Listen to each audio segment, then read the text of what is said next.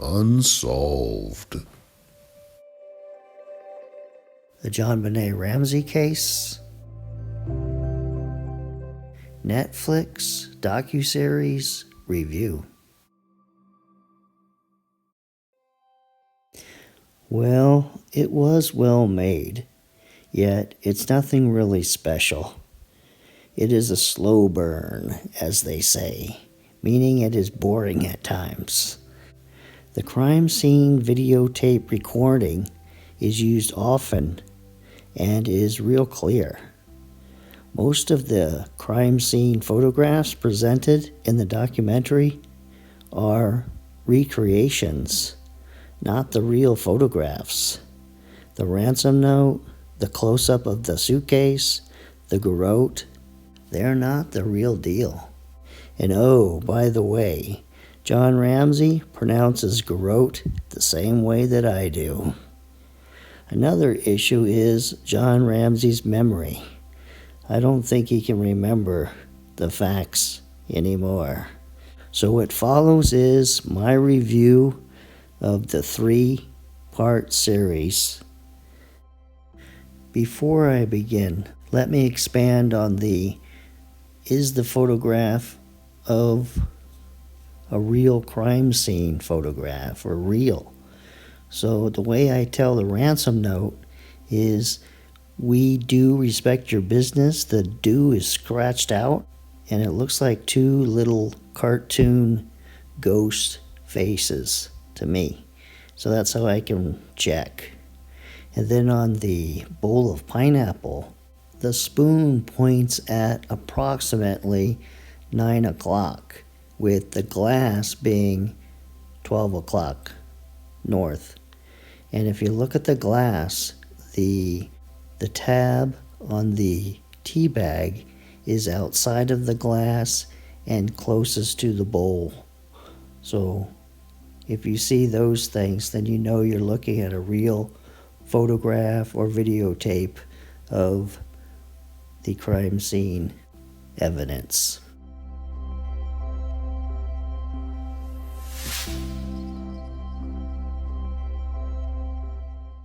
Well, the first episode is the least biased against the truth, that the Ramseys are guilty. And wouldn't it be true that they would present all the evidence factually and not withhold evidence if John Ramsey was innocent? And so the documentary starts off the morning of December 26th, and then it reads some of the ransom note, and then it shows a little bit of Burke's interview with the police in his 3rd interview in 1998. And then it mentions that John handed over the notepads, and it does honestly say that the police noticed that the practice ransom note was in Patsy's notepad, and so that made them suspicious right away. In the documentary, John Ramsey states that the basement window was open, but in his police interview, he said that it was 1/8 of an inch open, and he just kind of latched it closed. Anne Fleet and himself didn't find any broken pieces of glass around the window. And you can see in this crime scene photograph that the window is closed and latched, as John Ramsey testified that it was. But in his book, it kind of changed a little bit. Ramsey said that the window was open and he found glass splinters and some small pieces. In the documentary, John says that he didn't really realize that JonBenet was dead when he placed her body on the living room floor, and that one of the police officers told him that she was dead. Yet, he has said in the past that he had difficulty trying to undo the knots on the cord that were on her wrists, and he carried her body away from his body when he went upstairs. So it's just not true that he didn't know that she was dead. She had been dead for hours. The Netflix documentary does bring up an issue that I haven't heard brought up before that I agree with, that JonBenet was alive when she was strangled with the garrote. The documentary criticized the Boulder police for not securing the crime scene and finding JonBenet's body. And because they didn't find JonBenet's body in that basement cellar with the tape still on her mouth, there were red and black fibers on the adhesive side of the duct tape that were consistent with Patsy's sweater that she wore that night.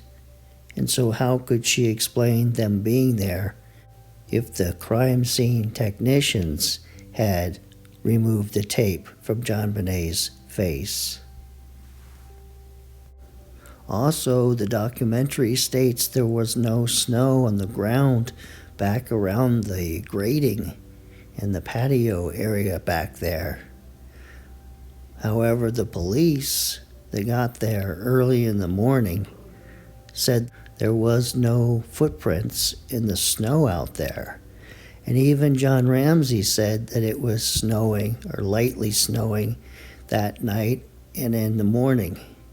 And for your information, snow melts, especially when it's on concrete and it's sunny outside. Now, the Netflix documentary completely ignores the bowl of pineapple found on the dining room table. And there's great significance to this because Patsy's fingerprints are on the bowl and Burke's fingerprints are on the glass there on the table. And Burke never had an opportunity in the morning to touch this bowl of pineapple or glass. Now, the bowl of pineapple is so significant and proves that JonBenet was up that night, and the defenders of the Ramseys have to misrepresent the facts on this. First, they state that it doesn't say anything in the autopsy about fragments of pineapple. They state that it says grapes and cherries to imply that JonBenet had some fruit cocktail at the Whites' house, when the Whites clearly state they did not serve any fruit cocktail. And they also don't state the details of the autopsy and the location where the pineapple was found. Her stomach was basically empty, and the pineapple was just below the stomach. So it gives you a rough idea what happened and what time she died. She had to have eaten the pineapple shortly after she returned home. Sorry about this, folks, but Burke didn't strike JonBenet with the flashlight because the pineapple was mostly digested, so she died like an hour or two after eating the pineapple. So she died approximately around midnight.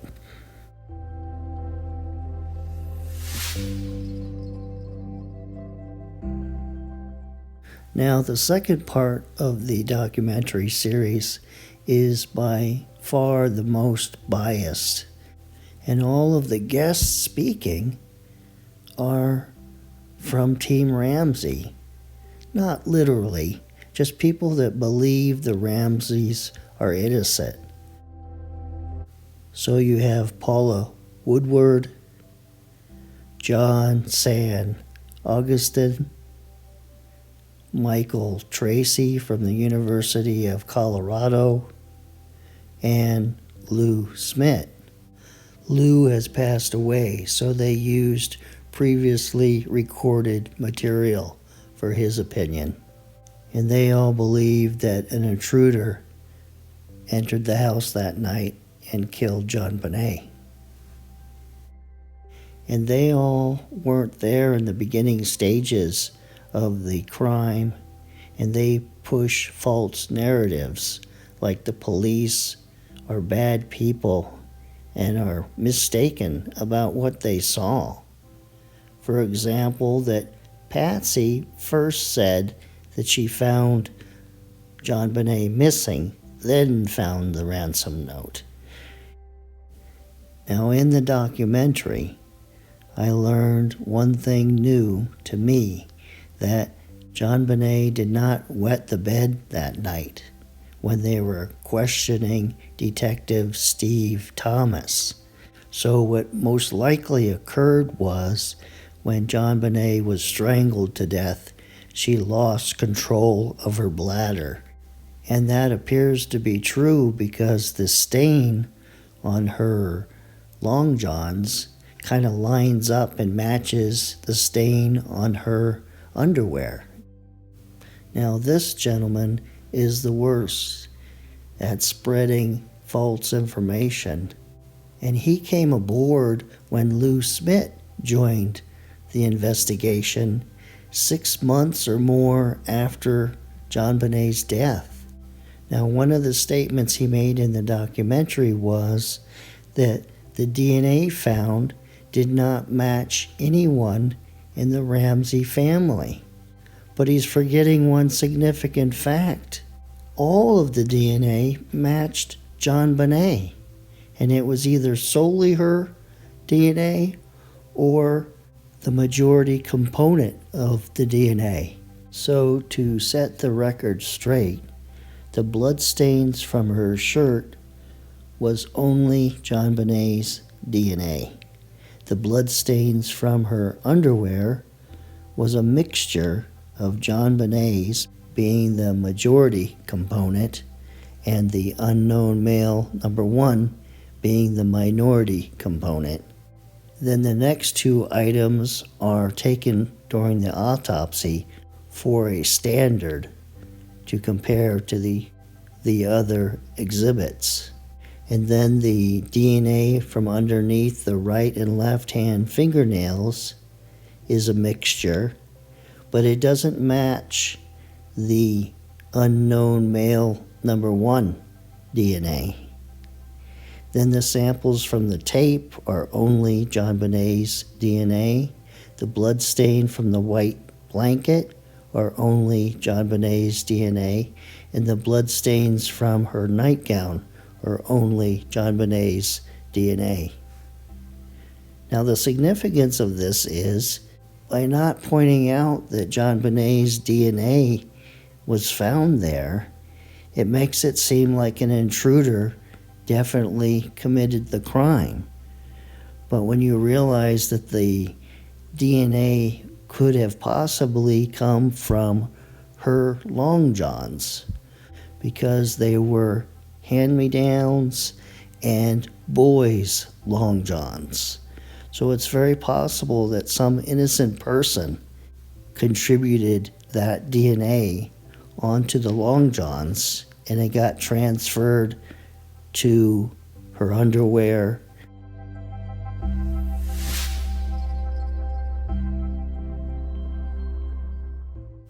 Now, the last episode mainly dealt with possible suspects and the grand jury verdict. And I enjoyed this part the most because it actually made me consider more the possibility of an intruder, because it gave a reason for why the ransom note might have been written and the body not removed from the house. Because as John Ramsey has stated, you can't figure out the mind of this kind of individual. So why wouldn't the intruder killer just leave JonBenet's dead body lying in the basement naked on the floor? Some of the reasons that people believe there was no intruder is because there's a ransom note, but yet JonBenet was intentionally murdered. After she was murdered, her body was wiped clean like you change a baby's diaper. Her underwear and long johns were put back on her body, and she was put in a white blanket and placed in the wine cellar, and then the little block was turned to lock the door. Why in the world would an intruder do that? So here's John Mark Carr's reasoning. And don't shoot the messenger. This is not my opinion. This is what he stated, basically. That he loved JonBenet. And he went in through the basement window, through the grating, and he was concerned about Patsy's feelings also. And so he entered the house when the Ramseys were away at that dinner, and he stayed in the house all through the night. And he strangled JonBenet with the garrote, and then he cared for JonBenet. So that's why he cleaned her up and replaced her clothes, put her in the white blanket, and put her away from being found by Patsy. And he wrote the phony ransom note addressed to John because he didn't care for John. And so Patsy wouldn't be shocked with the gory details of how JonBenet died. Like he was kind of breaking the news to Patsy with the ransom note. So I left out some of the gory details, and this is the most sickest part of the documentary because it does sound believable as he tells the story of him killing JonBenet. Now, I don't believe that he did it, but it does bring up the possibility that the person who did it had this same kind of mindset. So in conclusion, I wanted to point out just a few things. They talk about not knowing the layout of the house, but if you were an intruder and you entered through the basement window, then you don't really need to know the layout of the house, especially if you stayed all night or for several hours. Also, John Ramsey said that he provided full access to his credit cards, which is not true because Detective Steve Thomas had to dig through files of different businesses to find credit card receipts. Also, the very unfair accusation that the Boulder police didn't do a thorough police investigation. And back to the snow on the ground issue. How would any of these people know? They go by the crime scene photograph that was taken in the afternoon. However, either Rick French or Officer Carl Veach, or both of them, looked around at the back of that area with their flashlights and didn't see any footprints in the snow. Now, you can believe they're lying, but I don't. Another fact is John Ramsey sought help from an attorney either the night they found JonBenet's dead body or the next day.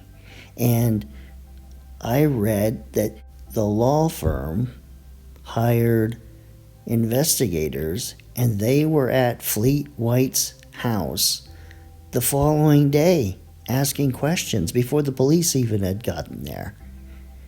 So why would John hire an attorney and an investigator and be questioning witnesses just a day or two after JonBenet's murder?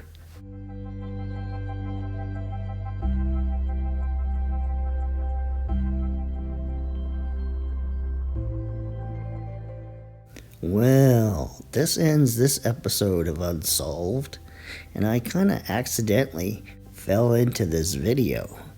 I wanted to watch the Mike Tyson fight, so I purchased Netflix.